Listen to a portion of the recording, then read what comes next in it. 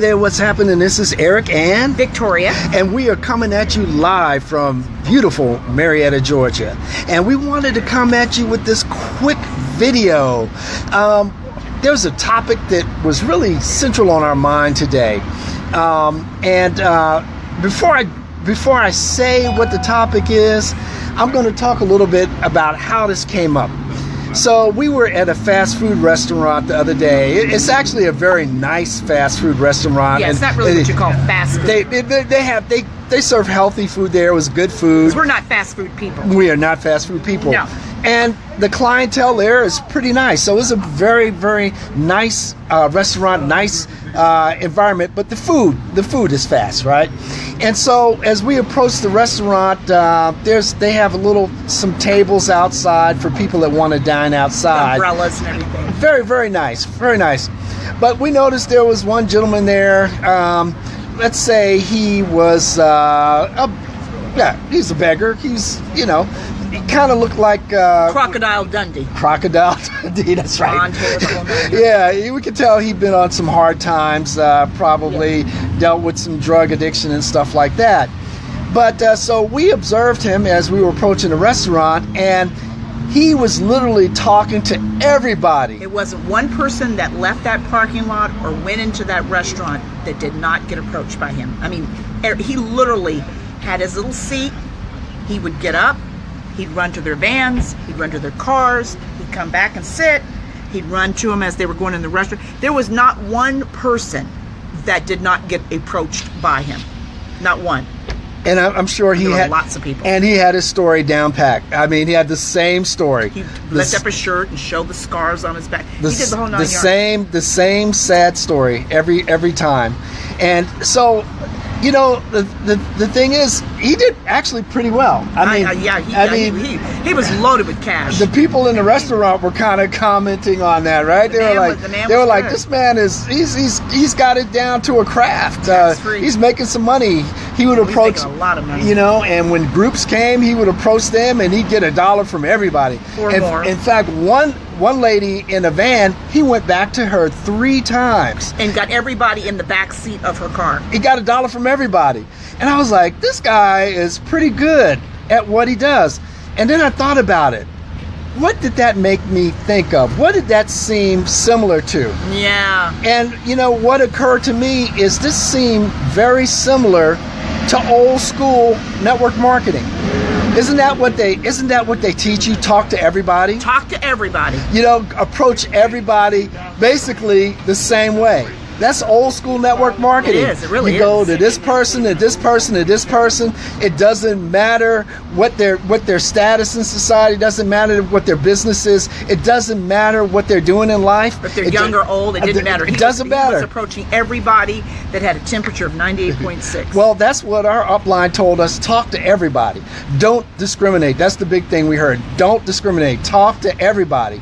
And so when we're going through that process of talking to everybody, and we're going through that process of talking to everybody, and it's like wow, are you begging? Are you marketing? That's my question. Yeah. Is it marketing or really begging? And so that's the question I'm going to ask you. If you're doing the old school style of marketing, are you really marketing? Or are you begging? Using that shotgun approach. A shotgun approach is so untargeted. And let me ask you this. What's the difference between what that beggar was doing, or difference and similarity between what the beggar was doing and what you're doing? Well, see, the thing that really stuck out to me about what the beggar was doing was that the beggar was, one, talking to everybody. Yeah. At the same way, same approach, same line. Yeah. And also, the beggar didn't really care what they wanted. The beggar was only concerned about what he wanted. Yeah. Right? That sounds like old school. He's concerned about what he needs. That's right. He's trying to. He's like a network marketer with commission breath, right? He really was. Actually, he didn't care. He didn't care. He knew nothing about them. Everybody he approached, he was talking to. I mean, he talked to everybody. He figured it was a numbers game. I mean, really, he could have been in anybody's company. All you care about is your products that you have to offer. All you care about is your business that you're trying to sign up And your people in. agenda. And all you care about is, hey, Tracy Green, welcome. And so all you care about is what you have to offer. That's right. But you don't know what they want. You don't know if they already have their own business. You don't know if they are actually in a similar business to yours. You don't know, and you don't care. They may not want to be in business. They may just want to be a customer, but you never developed a relationship or rapport with them. And again, it's untargeted. Right. It's not targeted. Hey, Tracy, we see your question. We'll get back to you in a private message. But, we will get back to you. The thing is, what is the point of your approach? Are you trying to actually go out there and help people? A lot of network marketers, they start out thinking, well, I'm gonna help these people, right? I'm gonna help these people. I'm gonna go out and help them by enrolling them in my business. I'm gonna help them by selling them my products. But the problem is, you don't know whether they need your products or not. You don't know if they want your products. Oh, that's it right there. You don't know if you're wasting their time. You don't know if you're interrupting them in what they're trying to accomplish. You don't know, and you don't care. And that sounded just like the beggar. Yeah, you see, it the was. beggar, Actually, I thought the beggar didn't care whether they wanted to give him any money. He didn't care whether they were busy in a conversation or doing something that was really important to them. He didn't care whether or not it was the appropriate time to interrupt them. He didn't care, because all he knew was what he wanted, and what he needed was that money. And he was willing to go through the numbers if it meant staying there all day, because we were there for a while. Yeah. Every single person he approached, he did not miss a beat. He did not miss a beat. And that's why some people's uplines tell him, talk to everybody. Talk to everybody. It doesn't matter if they want it. It doesn't matter if they're interested. It doesn't matter what their needs are. Just talk to everybody. Like, we just throw mud to the wall and see what sticks. Throw it to the wall and see what sticks. That's so untargeted, Eric. And it is so untargeted. So untargeted. So, everybody heard from this beggar. Yeah, And you know what? A lot of people gave him money. They gave him that $1. But the question is, how many people would he be able to go back to? And when you're in a business to market your business, the point is, how many people are going to become part of your tribe, right? How many people are going to be return customers? How many people are going to enroll in your business? You see, the thing is, if you got to twist their arm and then try to embarrass them to get them to become part of your business, how long are they going to stay? It's like a person that writes a song. They're a one-hit wonder. They have one song, you never hear from them again. Absolutely. And see, the thing is, that's why so many people are great at shotgun recruiting, as I call it, and their retention, some of the worst retention comes from people that are great at recruiting. They're great. They'll talk to people in malls. They'll go, well, but their retention sucks. It's horrible. That's they have hard the work. biggest fallout because they have never, if they would even do a third of that and maintain relationships and build and find out what their people want before they recruit them, their businesses, they'd be better off having a smaller business with total solid business retention than having a whole shotgun approach and just getting people falling out left and right. They stay in for less than, most of those people do not stay in even for a year.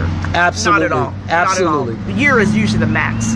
So guys, here's the difference with the 21st century brand of marketing.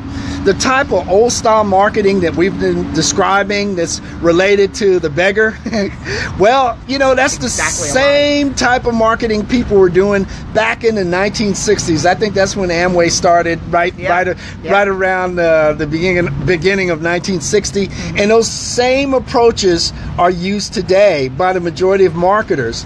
But with the advance of the internet, with the advance of Facebook, technology, wake up, folks! 21st century. Over 2 billion users on Facebook now. That's right. It's so much better. There's so much technology that you can tap into, and you don't have to use a begging style of and marketing. it never works. It doesn't. Begging It may really work for a little bit, but it don't make work for long term. really begging is really not marketing. It's really not. It's isn't not what you're doing. No. It's not what you're doing. It's it's going out there using the shotgun approach, using the 3-foot rule. Really, it's not marketing. You could argue that it's selling, but if it's selling, it's hard selling. And ultimately, and I'm coming from a real strong sales background, and I know that's hard selling.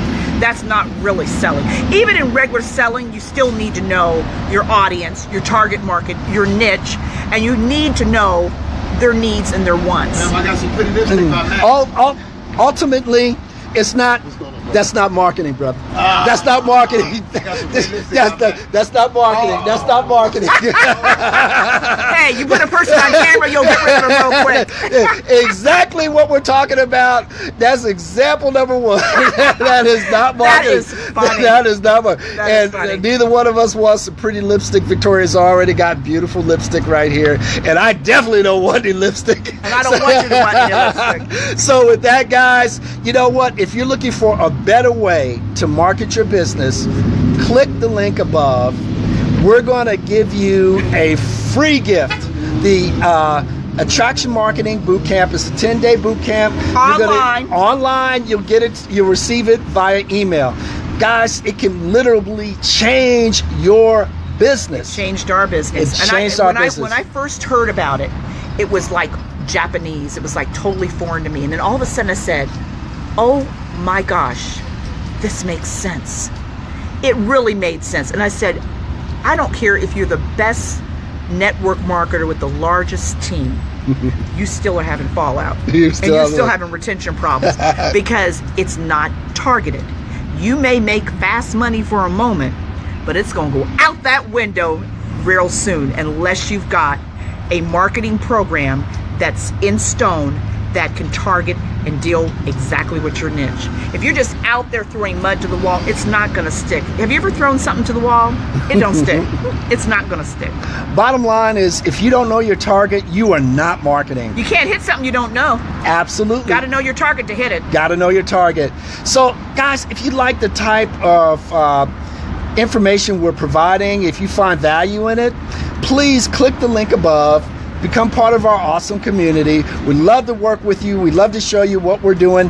But more importantly, we love to share marketing from the 21st century. We do. We do. With that, this is Eric and Victoria. Hope you're having a great day. If you're not, let's make it a great day. Excellence always prevails.